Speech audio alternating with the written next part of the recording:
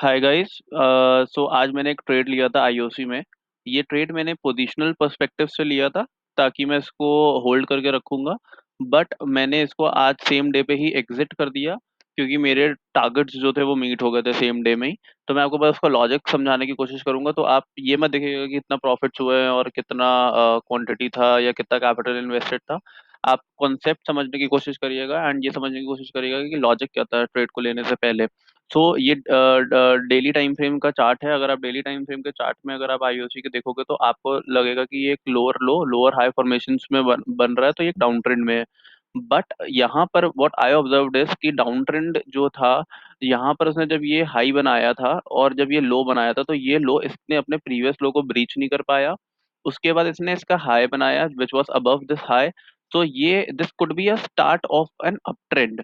सो इस पर्सपेक्टिव से मैंने यहाँ पर एक बुलिश पर्सपेक्टिव से मैं प्लान कर रहा था यहाँ पर एंट्री लेने की, कि अगर कभी मुझे अपॉर्चुनिटी मिलेगी तो मैं आईयूसी में एक बुलिश एंट्री लूंगा। So what I have done is कि मैंने इसको, मैं थोड़ा सा जूम करके दिखाता हूँ, तो जो मुझे इसमें पैटर्न दिख रहा था यहाँ पे वो ये था कि यहाँ पर अगर मैं एक रेजिस्टेंस बनाता हूँ which was around this level, तो आप देखोगे कि यहाँ पे एक डबल बॉटम फॉर्मेशन हो रही थी। उसके बाद प्राइस ने ब्रेकआउट देने की कोशिश करी, फेल हो गया। देन अगेन कोशिश करी, फिर फेल हो गया, फिर कोशिश करी, फिर फेल हो गया, फिर कोशिश करी, फिर फेल हो गया। सो आप देख रहे हो उसने कितने अटेम्प्ट्स करे, 1 2 3, this was fourth and then this is the fifth attempt. तो जब कैंडल यहाँ पर थी तब मुझे लग रहा था कि अगर ये फिफ्थ अटेम्प्ट में फिर से कोशिश करता है ब्रेक करने की, तो चांसेस या प्रोबेबिलिटी इस ट्रेड की ऊपर जाने की हाई है। तो इस वजह से ये मेरी वॉच लिस्ट में था, मैंने ये एनालिसिस वीकेंड में ही कर रखी थी। तो अब मैं दिखाता हूँ कि आज मॉर्निंग में हुआ क्या। जैसे ही मैं आपको उसको सीधा 5 मिनट्स कैंडल्स में ले जाता हूँ। अ, हाँ। ये 5 मिनट्स की कैंडल्स है, मैं एक बार ड्राइंग्स को रिमूव कर देता हूँ सारी। हाँ। अगर आप 5 मिनट्स की कैंडल देखोगे तो आईओसी ने यहाँ पर एक बहुत ही अच्छा वॉल्यूम्स के साथ ओपन हुआ था। दिस वाज अ 9:15 की कैंडल, यहाँ पर ये ओपन हुआ था विद गुड वॉल्यूम्स। तो ये मेरी वॉच लिस्ट में आ गया था और मैं इसको ऑब्जर्व कर रहा था बहुत ही क्लोजली। तो फिर मैंने क्या किया, जब ये यहाँ पर कंसोलिडेट होने लगा तो मैंने ग्रुप में भी आई थिंक ये एक सजेशन दिया था, अगर आपने ग्रुप में मैसेज देखा होगा, कि मैंने यहाँ पर एक ये पैटर्न दिया था। मैंने एक ये पैटर्न दिया था जो मुझे यहाँ पे दिख रहा था बनता हुआ, कि ये एक फ्लैग पैटर्न बना रहा है। ये एक फ्लैग पैटर्न यहाँ पे बना रहा है और अगर इसका ये ब्रेकआउट आता है तो आप यहाँ पर एंट्री कर सकते हो। तो व्हाट आई डिड इज कि जब ये बुलिश कैंडल आई थी और ये भी वॉल्यूम्स भी अच्छे थे यहाँ पे, तो मैंने यहाँ पे कहीं एक स्मॉल क्वांटिटी एट अराउंड 9:55, मैंने 100 क्वांटिटीज के साथ 96.95 रुपीज पे एंट्री ले ली थी, विच 9:55 की कैंडल थी ये। मैंने इस कैंडल में एंट्री ले ली थी और अपना स्टॉप लॉस कहीं यहाँ पे कहीं लगाया था। इसका भी मैं रीजन दूंगा कि मैंने स्टॉप लॉस इन बिटवीन क्यों लगाया है। उसके बाद क्या हुआ, and then I suggested everyone in the group कि अगर इसका ब्रेकआउट आता है तो वन कैन एंटर। और उसके बाद ये एक ब्रेकआउट आया था विच वाज अराउंड 10:25 10:30। तो मैंने यहाँ पर एक नहीं सॉरी, हाँ, अगर आप देखोगे 10:27 पे मैंने एक और एंट्री 97 रुपीज पे 40 स्टॉक्स की और ले ली थी और अपनी टोटल क्वांटिटी 140 कर दी थी। एंड इसके बाद यहाँ वाला ब्रेकआउट फेल हो गया एंड देन प्राइस मूव करने लगा नीचे। बट यहाँ पर अगर आप देखोगे तो वॉल्यूम्स उतनी अच्छी नहीं थी, जब ब्रेकआउट हुआ तो वॉल्यूम्स बहुत ज्यादा थी। इसलिए मेरा कन्विक्शन था कि ये स्टॉक शायद यहाँ से ऊपर जाएगा। बट उसके बाद हुआ क्या कि ये इतने लंबे टाइम के लिए अराउंड अराउंड 12:40 तक, मतलब 2 घंटे तक के लिए ये सिर्फ कंसोलिडेट करता रहा। एंड आई आई नो कि lot of traders must have exerted their position कि ये तो परफॉर्म कर नहीं रहा है, मैं एग्जिट कर देता हूँ इस स्टॉक को। बट मेरे पास था कि नहीं, मेरा स्टॉप लॉस इंटैक्ट है तो मैं इसको एग्जिट नहीं करूंगा। एंड फाइनली फिर इसने यहाँ पे 12:45 पे एक और ब्रेकआउट दिया और वॉल्यूम्स भी बहुत अच्छे थे। तो मेरा कन्विक्शन काफी ज्यादा स्ट्रांग हो गया था कि अब तो मुझे स्टॉक को होल्ड करना ही है। देन उसके बाद क्या हुआ, अगेन जब ये आया इसकी फॉलो अप ज्यादा नहीं हो पाई और ये फिर कंसोलिडेशन में चला गया था, but I was still holding. इस टाइम पे मैंने अपना स्टॉप लॉस यहाँ से अपनी कॉस्ट के आसपास स्टॉप लॉस कर दिया था।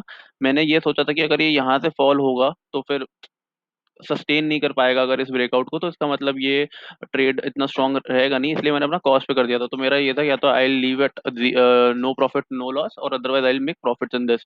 फिर मैंने अपना टारगेट यहाँ पे अराउंड 98 रुपीज के प्राइस पे ही मैंने अपना टारगेट सेट कर दिया था 99.5 रुपीज का, कि अगर ये 99.5 का टारगेट देगा मैं आज ही एग्जिट कर दूंगा।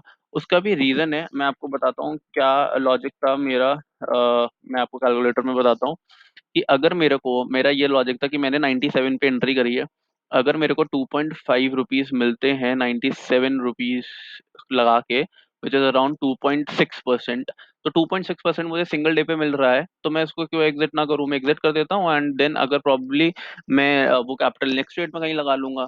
तो इसीलिए मैं इसको होल्ड करके रखा था, और मैंने 99.5 का टारगेट लगाया था, मैंने ग्रुप पे भी 99.5 का ही टारगेट दिया था, और फाइनली अगर आप देखोगे तो इसने 99.5 का ही टारगेट अचीव किया, और वहां से फॉल बैक हुआ। बट ये जो टारगेट अचीव हुआ, ये काफी अच्छी वॉल्यूम्स हुआ।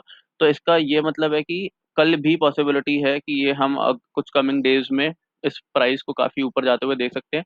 लेकिन ये काफी अच्छा मोमेंटम आया तो हल्का सा pull back, and then again एक बाउंस बैक आईओसी में हम एक्सपेक्ट कर सकते हैं फॉर स्विंग ट्रेड। बट मेरा टारगेट अचीव हो गया था, तो इस वजह से मैंने टोटल क्वांटिटी 140 क्वांटिटी एग्जिट कर दी थी 99.5 पे। So this was the logic, it was a tough trade, I tell you why it was a tough trade, क्योंकि यहाँ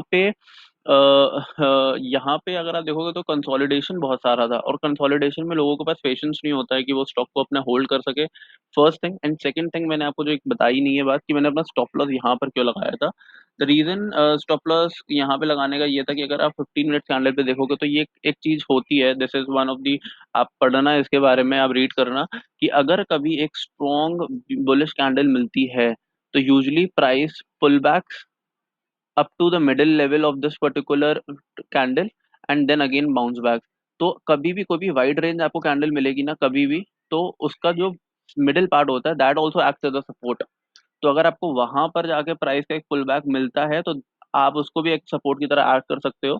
और उस अगर वो ब्रेक हो जाता है, तो फिर चांसेस होती हैं कि शायद इसका लो भी ब्रेक हो जाएगा डे का। तो इसलिए मुझे लगा था अगर लो ब्रेक हो गया डे का और ये नीचे काफी फॉल कर सकता है, इसीलिए मैंने अपना मिडिल पे कहीं स्टॉप लॉस लगाने की कोशिश करी थी। आई होप आप लोग को इसमें कुछ समझ में आया होगा। Thank you so much. Bye.